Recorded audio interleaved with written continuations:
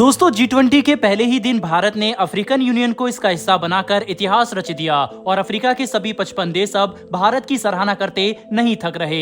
जिसके बाद हमने कहा था कि भारत के इस कदम से अफ्रीका में हमारी ताकत अब पहले के मुकाबले काफी ज्यादा बढ़ जाएगी और अब ऐसा होता हुआ भी नजर आ रहा है, क्योंकि नाइजीरिया भारत को 8,000 करोड़ रुपए से ज्यादा का एक ऐसा तोहफा देने वाला है जो डिफेंस एक्सपोर्ट के क्षेत्र में भारत को किंग बना देगा। दरअसल दोस्तों, सामने निकल कर आ रही लेटेस्ट रिपोर्ट से इस बात का पता चला है कि G20 के मीटिंग के दौरान नाइजीरिया भारत के साथ $1 बिलियन का एक बड़ा डिफेंस समझौता कर सकता है, जिसके तहत भारत नाइजीरिया को कई अलग अलग तरह के भारतीय हथियारों की सप्लाई करेगा। बड़ी बात तो यह है कि इन हथियारों में तेजस फाइटर विमान से लेकर प्रचंड अटैक हेलीकॉप्टर और कई दूसरे मिलिट्री हार्डवेयर शामिल होंगे, जो अभी तक भारत का सबसे बड़ा डिफेंस एक्सपोर्ट हो सकता है। दोस्तों, नाइजीरिया अफ्रीका के कुछ सबसे तेजी से विकास करने वाले देशों में से एक है, जो अक्सर ही अलगाववाद और उग्रवाद की समस्या से परेशान रहता है। ऐसे में इस देश को एडवांस उपकरणों की जरूरत है ताकि यह इस तरह की सुरक्षा चुनौतियों से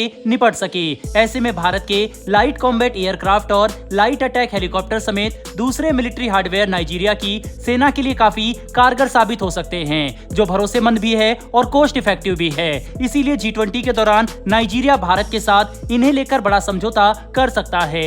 बता दें कि नाइजीरिया के साथ मजबूत होते हमारे संबंधों के पीछे एक और बड़ा कारण यह है कि हाल ही में निकल कर आए रिपोर्ट से इस बात की कंफर्मेशन मिली थी कि भारत नाइजीरिया की अर्थव्यवस्था में $14 अरब का विशालकाय इन्वेस्टमेंट करने वाला है, जिसके लिए कई भारतीय कंपनियां और सरकार की तरफ से नाइजीरिया को आश्वासन मिला है कि $14 बिलियन का यह इन्वेस्टमेंट नाइजीरिया के अलग अलग सेक्टर में किया जाएगा, जिससे नाइजीरियन इकोनॉमी में काफी विकास देखने को मिलेगा। बड़ी बात तो यह है कि भारत नाइजीरिया में जो भी इन्वेस्टमेंट करने वाला है उसका मकसद नाइजीरिया को गुलाम बनाना नहीं, बल्कि वहां पर आर्थिक विकास को बढ़ावा देना है, जिससे आगे जाकर हम अपने इन्वेस्टमेंट से 5 गुना ज्यादा तक रिटर्न हासिल कर सकेंगे। जबकि चीन जानबूझकर ऐसे प्रोजेक्ट में निवेश करता है जो नाकाम होंगे, ताकि उस प्रोजेक्ट को विकसित करने में लगा लोन का पैसा सामने वाला देश कभी लौटा ही ना सके, जबकि भारत ऐसा नहीं करता और हम हर देश को विकास के नजरिए से लेकर ही आगे बढ़ते हैं। ऐसे में नाइजीरिया की सरकार भी ये बात अच्छे से समझ चुकी है कि चीन की बजाय भारत उनका ज्यादा भरोसेमंद पार्टनर हो सकता है।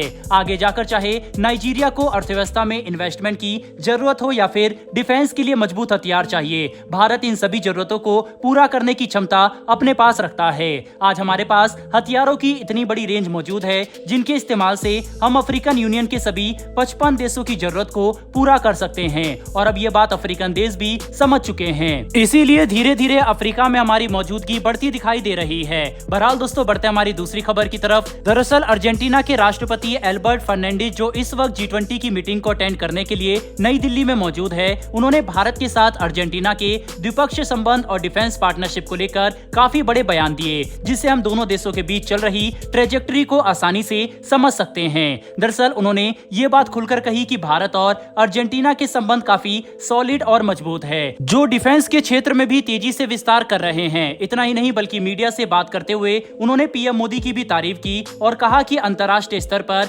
भारतीय प्रधानमंत्री को एक मजबूत लीडर के तौर पर देखा जा रहा है और चारों तरफ उनका सम्मान हो रहा है, जो देखकर अर्जेंटीना भी काफी खुश है, क्योंकि वह भारत के साथ अपनी साझेदारी को आगे लेकर जाना चाहते हैं। चाहे आर्थिक स्तर हो या फिर डिफेंस, हर लेवल पर अर्जेंटीना भारत का साथ देने के लिए तैयार है और वह हमारे साथ एक उज्जवल भविष्य की कामना करते हैं। दोस्तों, ये स्टेटमेंट काफी ज्यादा महत्वपूर्ण है, क्योंकि बता दें कि अर्जेंटीना के साथ भी भारत पिछले कुछ महीनों से तेजस और प्रचंड समेत ब्रह्मोस मिसाइल की सेल को लेकर बातचीत कर रहा है, जिसे लेकर दोनों देशों के डिफेंस अधिकारियों के बीच में कई राउंड की बातचीत भी हो चुकी है। यहाँ तक कि भारत ने अर्जेंटीना को यह भी समझाया कि कैसे अगर वह तेजस को चुनते हैं तो हम इसमें से सभी ब्रिटिश कंपोनेंट को रिप्लेस करके उन्हें सप्लाई करेंगे, ताकि प्रतिबंधों का कोई भी डर आगे जाकर ना रहे। बता दें कि यह डील भी 8,000 करोड़ से ज्यादा की होगी, जिसे लेकर भारत अर्जेंटीना के साथ सक्रियता से काम कर रहा है। ऐसे में दोस्तों, हम ये बात साफ साफ समझ सकते हैं कि कैसे भारत डिफेंस के क्षेत्र में तेजी से आगे बढ़ रहा है, चाहे नाइजीरिया हो या फिर अर्जेंटीना या फिलीपींस या फिर आर्मीनिया, हर तरफ भारतीय हथियार अब लोकप्रियता हासिल कर रहे हैं। और वह समय दूर नहीं जब डिफेंस के क्षेत्र में भारत दुनिया के कुछ सबसे बड़े रक्षा निर्यातकों में से एक बनकर सामने आएगा, क्योंकि भारतीय हथियार अपना जलवा दिखाना शुरू कर चुके हैं। वहीं पर हमारी शानदार कूटनीति की वजह से दुनिया भर के देश चीन और अमेरिका की बजाय भारत पर भरोसा भी दिखा रहे हैं, जो हमारे लिए एक और बड़ा एडवांटेज है। बहरहाल दोस्तों, इस वीडियो में इतना ही। इन दोनों ही विषय के ऊपर आपकी क्या राय है कमेंट बॉक्स में लिखकर जरूर बताइएगा। साथ ही हमारी आने वाली डेली ऐसी वीडियो के लिए चैनल को सब्सक्राइब कर बेल नोटिफिकेशन अवश्य दबा लें। फिर मिलेंगे ऐसी एक नई वीडियो के साथ। धन्यवाद। जय हिंद।